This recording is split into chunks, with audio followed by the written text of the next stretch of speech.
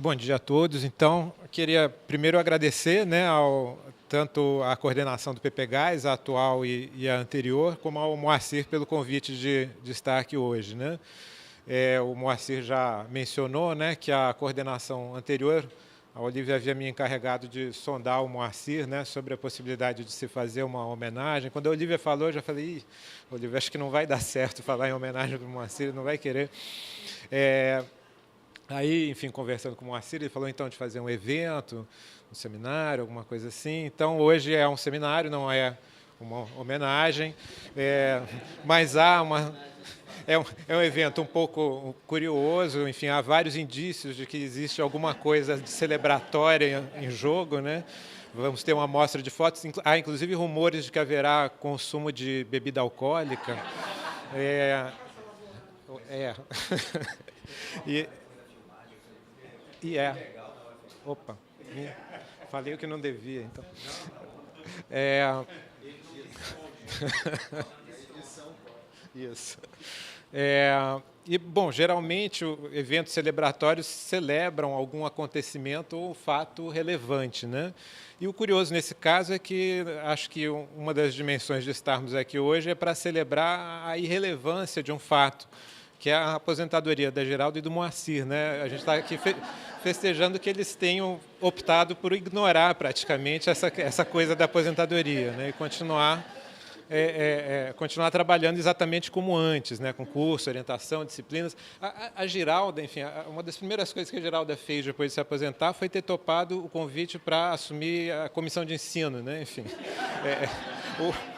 o Moacir não foi tão longe, mas há rumores de que o Moacir vai aproveitar o evento hoje para se voluntariar para assumir a chefia do departamento, né? Aí, bom, diante dessa vontade de continuar trabalhando, nós também somos inspirados ou quase que constrangidos a trabalhar também. Então, vamos mãos à obra. Eu vou então aqui aproveitar para falar de uma pesquisa, né? Uma pesquisa em andamento, muito literalmente em andamento, uma pesquisa que eu tenho feito andando atrás dos parentes do pessoal do interior de Minas, que eu conheci no interior de Minas, andando atrás dos parentes que estão em São Paulo, na Grande São Paulo, no Rio e na Baixada, né?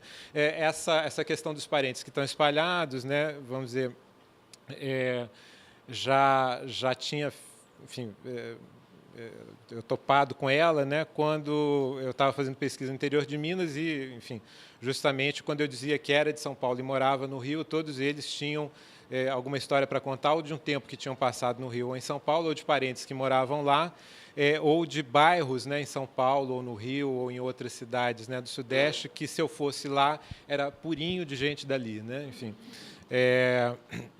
Então, enfim, é sobre essa pesquisa que eu vou falar. E não é exatamente uma pesquisa sobre migração, né? Quer dizer, o interesse pelo tema da migração está na sua origem, né? No seu ponto de partida, mas o tema foi, por assim dizer, foi migrando, né? Evidentemente, já depois do que o Moacir e Beatriz trouxeram aqui, né? Fica mais ou menos evidente por que esse tema foi se deslocando para alguma coisa mais próxima, como uma análise de famílias espalhadas, né? E uma análise de modos de movimentação entre casas, né? E modos aí no sentido tanto de modalidades ou formas de movimentação, como também no sentido de bons ou maus modos, no sentido de que essas movimentações são julgadas, né? Elas são ações, né, de saída, de deslocamento, de chegada ou de retorno, né, às diferentes casas, que se tornam objeto de outras ações, que são as narrativas, né? Narrativas com um sentido implícito ou explícito de julgamento moral ou de justificativa moral, né? Por que você foi, por que você não foi, por que você deixou de ir, por que demorou, por que ficou na casa de fulano e não na casa de cicrano quando foi, né? Então, eu estou tentando pensar esses modos de movimentação entre casas como maneiras pelas quais, né, arranjos coletivos, né, que são concebidos em termos de família e de parentesco, se configuram e se governam, né, ao mesmo tempo em que se espalham, né, e que vem se espalhando há décadas, né. Enfim, o Moacir e Beatriz estavam se referindo a esse espalhamento do pessoal do Nordeste, né, mas também em Minas, né, quer dizer, vem se espalhando entre a área rural, pequenas cidades, as cidades industriais do Sudeste, mas também outras regiões, o pessoal que foi para diferentes lugares do Centro-Oeste ou da Amazônia, né? E nesse espalhamento, inclusive, vem uma coisa que eu tenho me deparado bastante, é o pessoal do Vale do Jequitinhonha, que foi para a Grande São Paulo e, em alguns casos, se casaram com nordestinos ou nordestinas, né, e acabam, então, passando, por exemplo, todo ano, indo visitar. Um ano visita o pessoal em Minas, um ano visita o pessoal na Paraíba, por exemplo, né, ou em Pernambuco. Bom, essa migração do tema, né, enfim, do tema da migração para o tema das famílias espalhadas, evidentemente, só foi possível na medida em que eu problematizei um certo senso comum em torno da migração rural-urbana, do êxodo rural, da urbanização, da industrialização, da proletarização, esse tipo de coisa, que, tendo passado por uma escola de agronomia, né, eu estudei agronomia na graduação, era muito evidente para mim, num certo momento, né? A gente sai das escolas de agronomia, muitas vezes imbuído com um certo senso de missão, né, com relação aos problemas do êxodo rural, né? Ou da fixação homem à terra, que também era outro chavão, né? E, bom, certamente esse afastamento desse senso comum se deve, em boa medida, à leitura dos trabalhos que foram desenvolvidos aqui no âmbito do Projeto Emprego, aos quais o Moacir e Beatriz estavam fazendo referência, né? Eu li o trabalho do Afrânio logo depois de me formar na graduação, né, antes de vir aqui para o museu, e já me deixou com a pulga atrás da orelha, né, com relação a esse tipo de questão. E depois aqui no museu, enfim, bom, multiplicaram-se as pulgas atrás da orelha, né? Enfim, eu li o trabalho do Moacir do Alfredo, esse que eles estavam citando, a invenção da migração, né? Que, aliás, foi publicado pela famosa editora, uma editora muito famosa que divulgou vários dos trabalhos do Moacir, vários trabalhos importantes do Moacir, que é a editora Mímel. É uma editora muito importante. O Moacir deve ser sócio da editora. Certo. Pois é.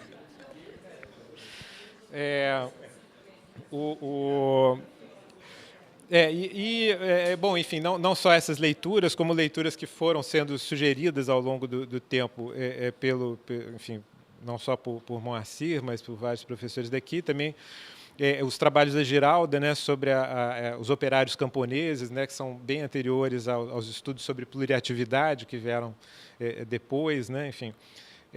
E também conversa sobre essa questão das famílias nacionais, que o Moacir estava mencionando aqui, conversamos bastante sobre isso em vários momentos. Então, com tudo isso, enfim, foi sendo possível quebrar um pouco com esse senso comum em relação aos problemas do êxodo rural e tentar pensar essas questões de outra forma, né?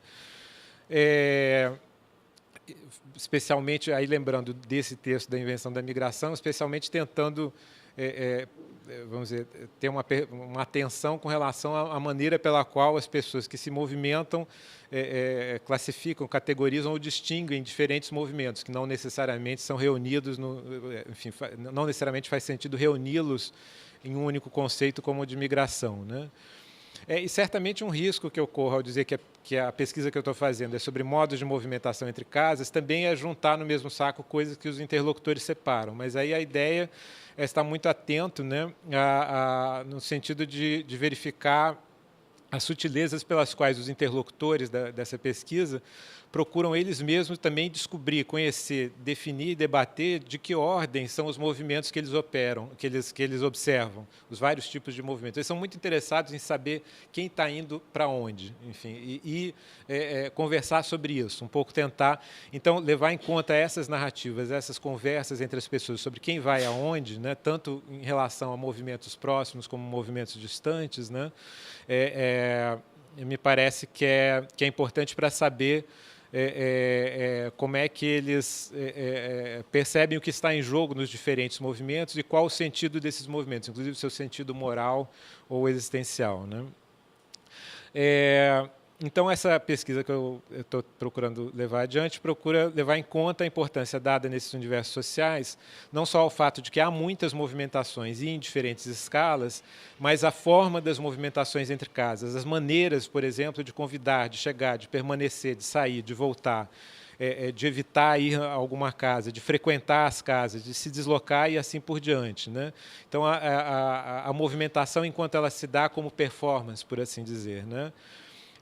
Porque essa atenção à maneira, né, e à forma, né, e a falar sobre isso, falar sobre a maneira pela qual as pessoas fazem essas coisas, né, parece muito cultivada por onde eu tenho andado e não só eu, né, enfim, os colegas que têm trabalhado em Minas, o Moacir mencionou os trabalhos da Graziele, da Ana, da Carmen, o André, enfim, já em Goiás, mas também ali por perto, enfim, todo o grupo que também se reuniu no evento que nós fizemos ano passado, né? Aliás, evento em grande medida resultado de um modus operandi do Moacir, que é um pouco soltar uma ideia e ficar dizendo, bom, então tal pessoa está fazendo uma pesquisa, por que você não conversa com ela? Por que a gente não pensa? Essa coisa de lançar ideias e costurar pesquisas, que é um modus operandi próprio aqui do Moacir também, que permitiu que a gente tivesse, que a gente esteja hoje trocando ideias sobre essas pesquisas, né? E que permite, então, pensar sobre a problematização cotidiana de vários tipos de movimentações, né? E essa problematização, tal como ela é realizada por práticas de observar, comentar, narrar, ironizar ou criticar as movimentações. Práticas essas que são também modos de impelir ou de impedir movimentações e associações entre casas, ao mesmo tempo que contribuem para um autoconhecimento reflexivo das relações em jogo nesse universo social e para a formação de sujeitos morais específicos, né? Então, a ideia é tentar identificar os termos em que essas movimentações se colocam no cotidiano mais ordinário, né? Ou então em alguns movimentos mais intensos de movimentação, considerados mais extraordinários, como o tempo das festas ou as férias, né? Bom, e aí um pouco para voltar, né, nas pesquisas que eu fiz em alguns municípios da Zona da Mata de Minas Gerais, para a minha tese de doutorado, uma coisa que eu observei é que uma das práticas mais comuns no cotidiano dessas comunidades rurais é que quando as pessoas estando em casa, né, ou no terreiro da casa, ou mesmo na roça, né, elas se dedicavam momentaneamente à observação dos que passavam, né? Às vezes você estava conversando com a pessoa na sala de casa, tal, e de repente a pessoa te largava lá conversando para olhar na janela porque tinha alguém passando de carro. A pessoa, às vezes, você estava conversando na roça, a pessoa ali na enxada, tal, de repente ela para, tal, e fica olhando lá quem que está passando ali, tal. E isso, vamos dizer, absolutamente, assim, é uma prioridade. Assim, você está fazendo qualquer outra coisa, você para olhar quem está passando. E aí, quer dizer, a questão toda é que não só para olhar quem está passando, como eventualmente comenta. Se você está com alguém, fulano de tal, né? Fulano de tal. Deve estar indo aonde? Deve estar indo na casa de não sei quem, tal. Passou com quem, tal. Depois, da hora que ele volta, né? Demorou lá, né? Será que... Então, essa questão, e assim, isso é uma prática absolutamente cotidiana, que as pessoas fazem isso com frequência, e às vezes a partir de um comentário curto desses, aí já engrena uma conversa, porque fulano de tal faz tempo que não ia lá, porque parece que ele tinha brigado com não sei quem, né, não sei quem, foi hoje, né, o que será que aconteceu, tal, engrena uma conversa sobre a família, né, sobre aqueles que estão passando, né, e que, vamos dizer, isso absolutamente presente no cotidiano, né. Às vezes não era necessário olhar, né? Às vezes só quando passa na estrada lá em cima, tal, a pessoa para um pouquinho assim, escuta, né, tal. É fulano de tal, é a moto dele que está passando, né? É porque conhece o barulho da moto, né, das pessoas. Então essa atenção, né? E bom, se a pessoa passa na frente da casa de alguém, a pessoa cumprimenta, né? Porque se não cumprimentar, então grita alguma coisa, a pessoa grita de volta, tal. Então esse cotidiano, né? E que pode ir levando, né, não só a um simples registro de quem está indo aonde, mas a uma série de conjecturas coletivamente produzidas sobre quem passa para onde, quem vem da onde, quem está indo para onde, o que poderia estar indo fazer e com quem, né?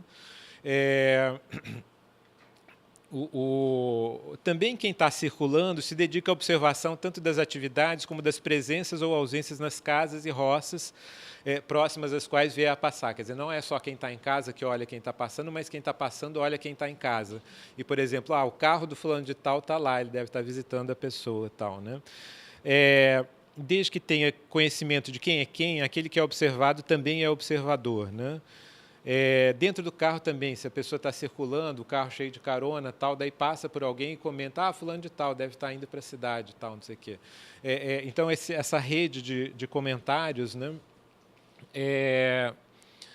e que também se estende às visitas, né? Quando alguém vai na casa de alguém, momentaneamente vai ter no seu campo de observação quem está naquela casa naquele momento. Isso certamente vai ser comentado depois, né?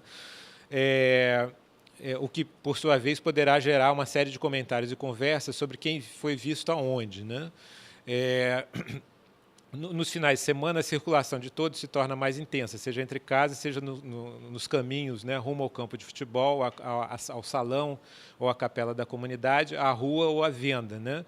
Com o adensamento da circulação, certamente haverá muito o que observar e comentar. E, nesse sentido, são privilegiados aqueles que residem em lugares descritos bastante adequadamente como de mais movimento, em oposição aos lugares parados, né?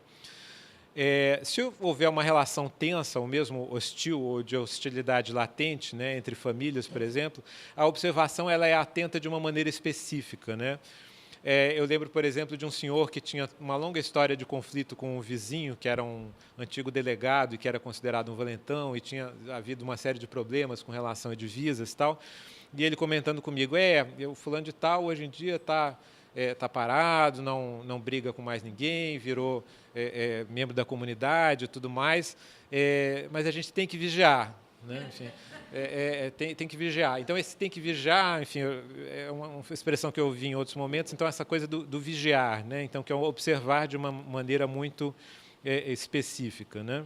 Então, essa sistematicidade e amplitude da observação de deslocamentos, associações e atividades alheias em um universo de relações em que tensões e hostilidades potenciais, né, ou em eclosão são bastante centrais, né, e o enredamento desse modo de observação com certas modalidades de conversa, né, que vão de breves comentários a narrativas bastante desdobradas, né, permite que cada pessoa ou família produza e avive continuamente um conhecimento de padrões de movimentação usuais dos outros e também dos seus, né, da sua família, os seus próximos, né, bem como de movimentações inusitadas, excepcionais, estranhas, alarmantes ou inaceitáveis, né. É interessante notar também que a movimentação dos bichos, né, isso Luzimar e a Carmen também têm trabalhado nessa direção, a movimentação dos bichos é também acompanhada com bastante interesse, especialmente porque isso diz, vamos dizer, do respeito da pessoa que controla ou deixa de controlar os seus bichos que invadem o pasto alheio, ou que invadem a horta alheia, o porco que destrói a horta, esse tipo de coisa, né? Todo esse conhecimento sobre a circulação de pessoas e dos seus animais de criação e dos efeitos dos deslocamentos sobre as relações entre vizinhos será devidamente explorado, multiplicado, elaborado, compartilhado, combinado e recriado quando os de casa ou os seus próximos se juntam, trocam informações e desenvolvem seus julgamentos em conversas mais ou menos prolongadas, né? No estudo que eu fiz, eu chamei genericamente isso de mapeamento, essas práticas de autoconhecimento dessa sociedade, né? Que não diz respeito a uma fixação, um registro, mas a um certo senso de orientação nas relações sociais, constituído por narrativas, que são em si mesmas, as narrativas, também uma modalidade de dissociação, né? E esse conhecimento produzido tem certamente uma dimensão territorial ao associar sistematicamente nas narrativas certos lugares a certos conjuntos de pessoas, certos nomes de família, com a reputação que os acompanha necessariamente, né, realizando uma demarcação moral, que é uma coisa que eu procurei sinalizar, adotando a noção de território de parentesco, né? Mas esses territórios de parentesco eles se produzem menos por atos de circunscrição de um território mais ou menos preciso, né, traçando fronteiras, né, ainda que as fronteiras traçadas, como, por exemplo, limites de propriedade ou de município, né, sejam importantes, sejam um elemento importante, mas eles se constituem mais pela narrativa das movimentações habituais ou excepcionais, né, baseadas em observações sistemáticas, como eu disse, né, e do julgamento dos significados morais dessas movimentações e das reações a elas, né? Se o sujeito resolve atravessar a propriedade do outro, o que acontece? Tudo bem ou o cara vai implicar, né? Enfim, se o porco destrói a horta do outro, quer dizer, isso vai dar origem a uma briga muito grave ou ele vai dizer que não, tudo bem, dessa vez passa, né? Então, comentários breves ou casos mais elaborados sobre o que aconteceu, costuma acontecer, ou não costuma acontecer, quando tal ou qual pessoa, ou o animal sob responsabilidade da pessoa, foi ou vai a tal ou qual lugar, é um pouco o que tem a ver, o que é o processo de produção desses territórios, né? Nesse aspecto, parece útil pensar nos termos propostos por Ingold, né, quando procura escapar do pressuposto de um espaço abstrato, repartido em delimitações que estabelecem conteúdos ou coordenado por pontos que pré-estabelecem possibilidade de transporte. Ele se propõe a pensar em linhas de movimento mutuamente referidas que vão se entrecruzando e conformando um emaranhado, ele fala em meshwork, mais ou menos adensado, associado a um conhecimento mais narrativo, né, ele fala em storytelling, do que classificatório, né? Mas, por outro lado, né, as casas funcionam como referência básica e objetivada para a realização, interpretação e narração dos movimentos próprios ou alheios, né? As casas são lugares de saída e de chegada, de ausência ou de presença, de ida e de retorno, né? E a forma de nelas chegar ou sair, né, de ir ou de retornar, de se ausentar de uma casa ou de se fazer presente nela, bem como a forma de observar e conhecer os fluxos que interligam e as ausências e presenças que demarcam os momentos, né, da casa, a casa cheia, a casa vazia, né, nunca são moralmente neutras ou sem consequências para as relações, né? Assim como não são as direções e os destinos que se tomam a partir de cada casa, quer dizer, aqueles caminhos que vão se fazendo, porque aquelas trilhas que vão se batendo, porque há um caminho mais frequente entre duas casas, né? Como mostram os trabalhos da Ana Carneiro e da Graziele Dainese, né, entre outros, há um sem número de pressupostos e condições relacionais que viabilizam que uma casa possa se configurar como um lugar em que se pode ser convidado ou instado a chegar, em que se pode chegar sem ser convidado e em que se pode efetivamente permanecer após chegar, por diferentes durações que são em si mesmas significativas para a compreensão das relações, né? Cristalizadas por esforços coletivos, duradouros e concretos de construção, manutenção e suprimento, indissociáveis de configurações mais amplas de casas, né, e de hierarquias entre casas, de tais configurações, das casas dessas configurações, tal como as casas do Recôncavo Baiano analisadas pelo Louis Marcelin, né, as casas dos sitiantes da Zona da Mata de Minas, como também do Alto Jequitinhonha, sobre os quais eu já vou falar daqui a pouco, né? Os movimentos dentro das casas estão associados também aos movimentos fora delas, ao delimitar possibilidades e sugestões de permanência de variável duração, né? Adensadas as permanências e regularizados os ritmos, a conjunção dos esforços de construção e manutenção das casas, de suprimento ou não de alimentos valorizados para assegurar a permanência das pessoas, né? E do saber ou não, né? Prosear, brincar, alegrar e animar, que são formas que também potencializam ou não, né, as chegadas e permanências, a casa transforma-se ou não, né, num emaranhado de movimentos. Uma casa sempre cheia, uma casa alegre, né, para usar os termos locais, né, que demarca potencialmente para além dela o centro de uma configuração de casas que podem estar espalhadas espalhadas, vamos dizer, muito espalhadas por diferentes regiões, né, ou também como uma referência na delimitação de uma vizinhança, na qual todos saberão identificar as casas que vivem cheias ou, ao contrário, as casas que estão sempre vazias e comentar os motivos disso, né?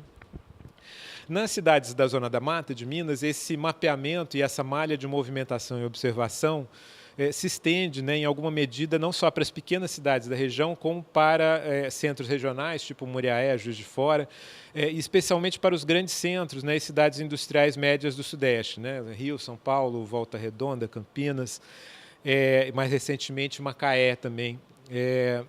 Essa extensão para essas cidades provoca uma série de inflexões, já que a dispersão ou a multilocalização dessas configurações de casa, que tem na área rural da Zona da Mata um adensamento importante, né, faz com que a possibilidade de observação direta das movimentações cotidianas seja limitada pela distância. Mas isso não impede a circulação de narrativas a respeito das movimentações alheias e próprias, né, em cada uma das localidades de concentração dessas comunidades morais multilocalizadas, né? Tanto mais viva, né, essa circulação de narrativas, quanto maior a facilidade de deslocamento e quanto maior o acesso a meios instantâneos de comunicação, como o celular, né, que tem aparecido bastante hoje, mas mesmo antes da época do celular, as notícias circulavam muito rápido, né?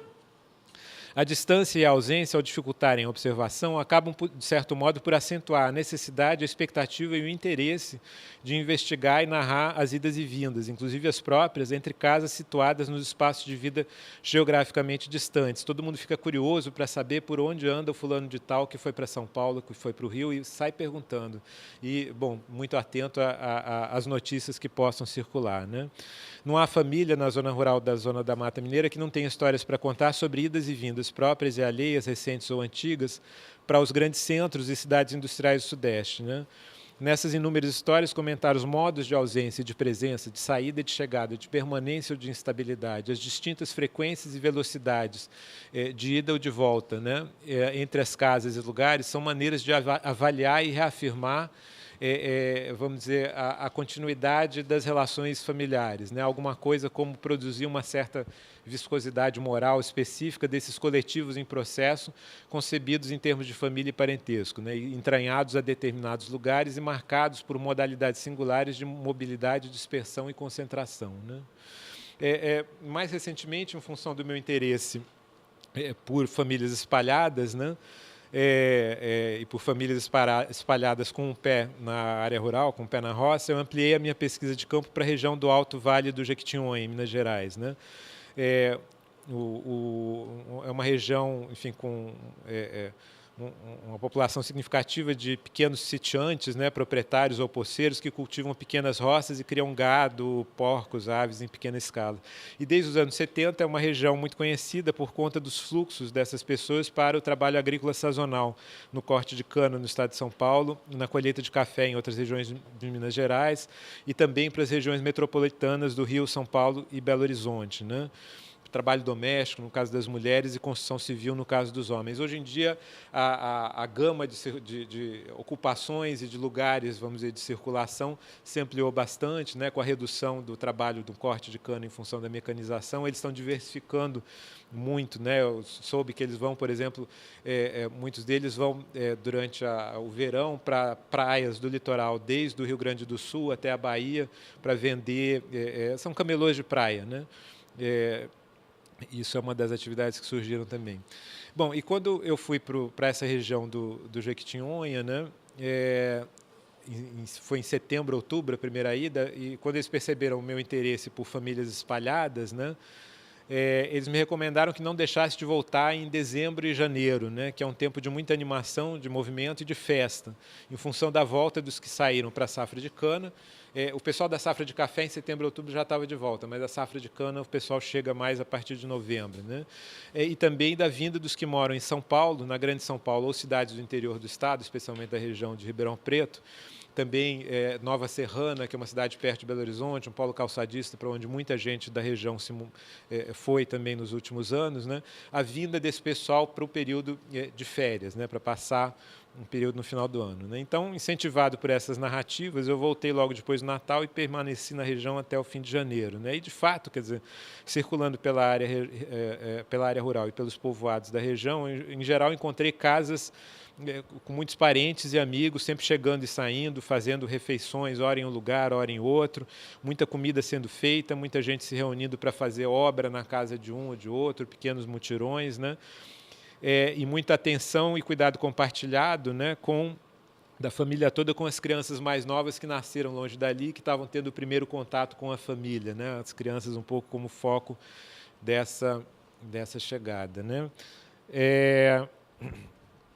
Então, esse período de muita movimentação, né, mas também de algumas tensões, né? Surgidas, por exemplo, né, em torno da permanência maior ou menor na casa de um ou de outro parente, né? Você vai ficar na casa de quem, né? Às vezes com uma coisa bem humorada, tipo, né, você só fica na casa de não sei quem, aquela provocação meio na brincadeira, mas às vezes eu encontrei, por exemplo, uma senhora que estava na casa de um tio, né? Uma senhora que morava em São Paulo há muito tempo, fazia 20 anos que ela não voltava lá, e no dia que eu encontrei ela na casa desse tio, ela estava conversando, justamente contando a história de que o irmão dela, que também havia morado muitos anos em São Paulo e havia se mudado para Minas Novas, um município vizinho, né, havia feito uma cobrança de que ela tinha que passar um tempo com ele. E ela estava um pouco contando que, de fato, era irmão, né, tinha que passar um tempo, tal. Mas eu senti que havia uma certa tensão no ar, né, assim, sobre, enfim, ela teria que ir, não podia recusar, mas Depois eu só vim a entender qual era a tensão quando eu conversei com ela em São Paulo, meses depois, né, em que ela contou muito mais longamente toda a história de tensão com esse irmão, da família toda em relação a esse irmão, em função justamente, enfim, eu não vou me alongar na história aqui, mas também do modo pelo qual ele recebeu um filho dele que havia ficado morando em São Paulo e que tinha ido para Minas Novas com a intenção de trabalhar com ele em um negócio. Eles brigaram violentamente, isso criou toda uma série de tensões na família que certamente tinha a ver com o modo pelo qual ela estava comentando a ida dela para a casa do irmão com esse tio, que, por sinal, tinha vários filhos morando em São Paulo. Então, uma rede familiar espalhada ali e que estava muito atenta ao modo pelo qual ela havia de se situar na sua ida de férias a essa região, né?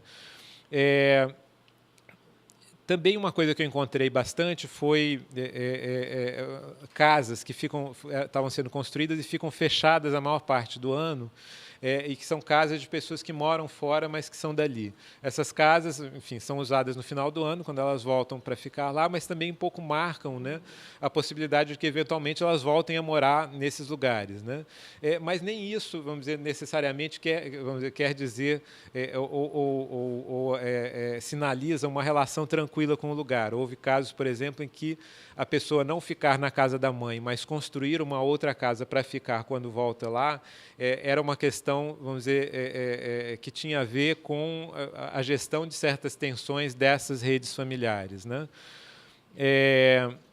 Eu tô um pouco, enfim, haveria histórias a contar em torno de cada um desses casos, né? Mas é um pouco o tipo de questão que está em jogo quando as pessoas vão para esses lugares na época de férias ou das festas, né?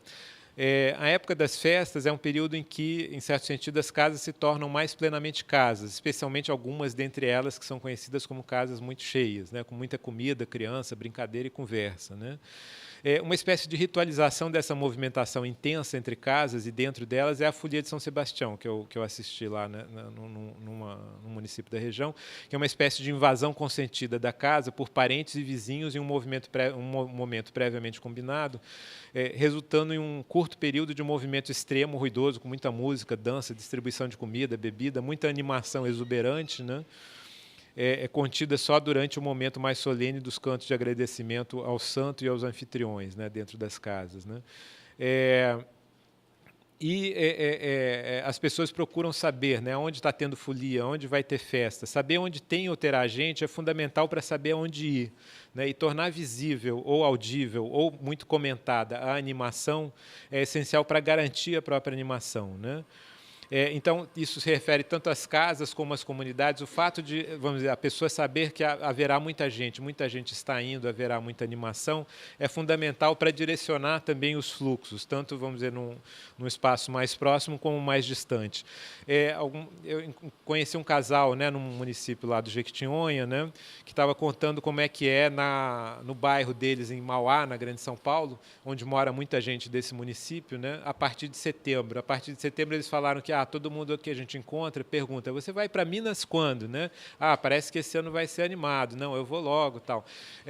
Ninguém quer ficar para trás, né? Sabendo que vai todo mundo, enfim, ninguém quer ficar para trás vamos dizer, isso é um incentivo a mais para ir, né?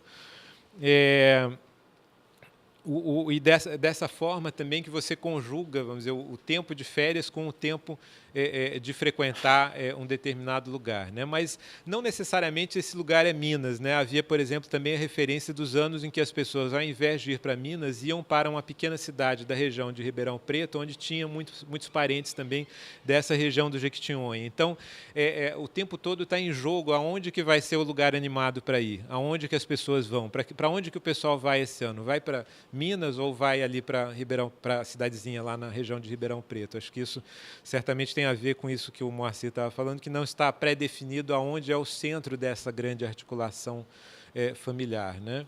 O próprio vir de longe gera muito assunto nessa época. Os comentários sobre quem veio, quem não veio, quem já foi, quem ainda está, quem está ficando onde, por que não veio, por que quem não veio, não veio. Tudo isso e as histórias de viagem são uma parte importante das conversas nesse tempo de muito movimento, né? Nesse momento de vida social intensificada, as pessoas se dedicam a observar e comentar os deslocamentos entre casas e a animação relativa das casas, né? E avaliar a animação relativa do lugar como um todo em comparação a anos passados, em comparação a comunidades vizinhas, né? E também nessa época se fala muito dos deslocamentos para os lugares com oportunidade de trabalho, combinam-se viagens em busca de trabalho ou fazem-se convites para que uma pessoa acompanhe a outra onde haja serviço certo, né? Aos poucos, as idas e vindas de uns e de outros, já feitas, anunciadas ou apenas sugeridas, vão se tornando conhecidas e julgadas, né? Então, esses deslocamentos para longe e retornos ao lugar rendem narrativas e comentários perpassados de considerações sobre trabalho, sofrimento, coragem, vitórias sobre dificuldades, aventuras e lugares espantosos. É comum isso nos relatos de viagem para trabalhar no corte de cana, né, no caso de Jequitinhonha. Certas passagens contadas com muito humor, né, e também considerações sobre intervenções divinas ou espirituais. Eu lembro de uma senhora contando, enfim, que me foi indicado que ela contasse a história dela, contando sobre, uma senhora que passou 20 ou 30 anos morando em São Paulo, de um pequeno município do Jequitinhonha, e contando como que ela e a família decidiram subitamente voltar a morar em Minas, porque da última vez que eles vieram, fazia alguns meses antes, passar as férias em Minas, eles tinham tido um acidente muito grave e todos saíram ilesos, né, um acidente de carro. São muitas histórias, inclusive, de acidentes nas viagens e tudo mais. E que aquilo era um sinal de Deus de que eles deviam mudar para Minas, né? Então, vamos dizer, aqui levando a sério, eram evangélicos, né? Então, um pouco levando a sério, quer dizer, aqui o motivo alegado para essa decisão súbita era o sinal de Deus, que era um momento de mudar para Minas. Bom, e eu acho que a ideia é que é nesse tipo de conversa, nesse tipo de narrativa, que me parece interessante e produtivo buscar os termos e critérios por meio dos quais tais deslocamentos ganham sentido e importância e são avaliados. E buscar como e em que medida a forma ou maneira de deslocar-se é problematizada e relacionada a uma configuração moral singular. Um coletivo que tem figuras como família e parentes, entre outras expressões aproximáveis disso, uma referência central, né? Então, questões como as chegadas e saídas, permanências e ausências, né? As andanças que as pessoas do lugar fazem no mundo, as chegadas súbitas ou regulares, visitas inesperadas ou expectativas não realizadas de visitas, a permanência pouca, excessiva ou na medida na casa de alguém, o trânsito apressado ou lento por um caminho ou por outro, né? As caminhadas por desvios e atalhos, atravessando ou não terrenos alheios, né? O parente que chega na hora do almoço, né? E tendo chegado come rápido e sai, ou come devagar e vai ficando, né? Ouvi dizer que o fulano estava na casa de um parente, ou que aquele ano não tinha ido, né? A visita rápida ou a visita demorada a uma pessoa com quem estava dado o rompimento, que é observada e comentada pelo vizinho e logo pela vizinhança. A cessação da frequência de alguém que vivia em uma casa, né? A criança proibida de ir em alguma casa ou a criança que passa tempo demais com esse ou aquele parente, né? A reclamação da mulher que o marido ainda frequente a casa de tal ou qual pessoa com a qual ela está rompida, né? Enfim, uma série de questões que dizem respeito a esse cotidiano, a essas observações muito ordinárias, né, sobre movimentos entre casas, e esses movimentos podem ser até a casa do vizinho, até a casa da comunidade seguinte, ou até a casa em São Paulo ou em um lugar muito distante, né? Então, eu acho que, vamos dizer, esse tipo de prática que envolve observação e narrativa, né, me parece bastante importante no sentido de entender como é que essas redes familiares, né, ou configurações de casa, né, efetivamente se constroem e se governam, né? Como é que os fluxos são orientados, como é que eles são impelidos ou impedidos, né? Como é que elas vão se configurando ao longo do tempo, né? Aí eu acho que o Moacir citou o trabalho da Elisabeth Gessat-Anstedt, né? Enfim, sobre a questão das redes familiares, né? Ou o trabalho do Louis Marcelin sobre as configurações de casas, né? Acho que elas indicam, né, coletividades que podem ser bastante opacas ao observador externo, mas são muito reais, decisivas e vinculantes, bem como cuidadosamente conhecidas e mapeadas para os que delas fazem parte, né?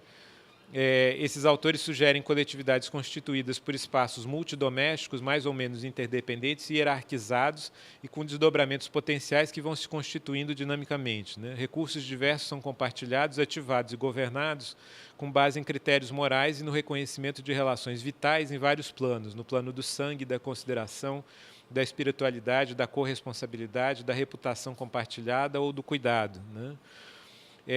Relações vitais essas que procedem também por ruptura, tensão, conflito, desencontro, ressentimento, angústia, ódio e tragédia também, né? Quer dizer, a gente fala dessa circulação toda, muitas vezes parecendo que, vamos dizer, o lado da alegria de reencontrar as pessoas que vão nas férias e tal, mas vamos dizer, as tensões estão muito presentes, elas fazem parte desse modo de articulação. E aqui enfim, para mim foi muito interessante recentemente sobre a Zona da Mata, ler o trabalho do Luiz Rufato, que é um autor que ficou mais conhecido recentemente pela sua intervenção lá na Feira de Frankfurt, né, que causou também, deu o que falar, né, causou muita narrativa depois, mas no caso dele, ele é da Zona da Mata, de uma família também, vamos dizer, desse mesmo meio social de pequenos agricultores e operários e tudo mais de pequenas cidades da Zona da Mata que circulam, né, também por São Paulo e pelo Rio. E o romance dele é de uma riqueza incrível sobre justamente esse universo, vamos dizer, de circulação, né, e o quanto que essa circulação, esses encontros e desencontros de família está perpassado, vamos dizer, pela tensão, né? As narrativas dele são todas, vamos dizer, no sentido de que tudo que pode dar errado, efetivamente vai dar errado, vamos dizer, vamos dizer, são articulações extremamente tensas, mas ao mesmo tempo são articulações. É essa tensão, ao mesmo tempo que ocasiona, vamos dizer, rupturas e afastamentos, ela ao mesmo tempo quer dizer que as pessoas não conseguem se largar, em certo sentido, né? Ao longo dos anos, né, isso vai sendo reatualizado e os próprios conflitos fazem com que haja também rearticulações, né? Então, uma certa viscosidade nesse sentido de que família gruda, mesmo que esteja espalhada, né?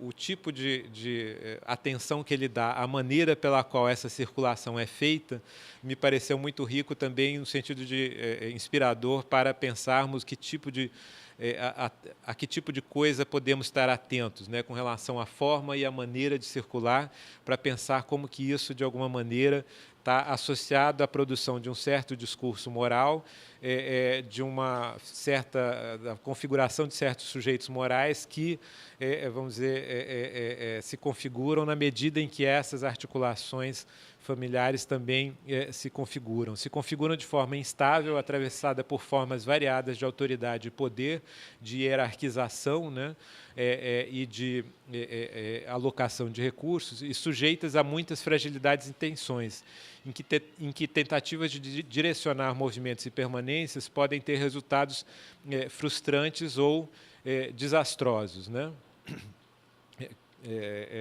Que eu acho que é uma questão que tem surgido tanto na pesquisa que eu tenho feito, como nesses textos do Rufato que eu mencionei, né? Ao contrário do direcionamento do movimento em relação a esse evento hoje, que eu acho que está sendo muito bem sucedido, que a gente tenha se direcionado a esse movimento de homenagem não consentida ao Moacir e à Geralda, né? Da mesma forma como também tem sido sempre muito bem sucedidos os direcionamentos de movimentos e permanências que Moacir e Geraldo têm feito ao longo dos anos aí para produzir configurações de pesquisadores, né? Enfim, com essa maneira de conseguir fazer com que as pessoas se reúnam em torno de questões de pesquisa e acho que isso é bastante inspirador para todos nós. É isso aí.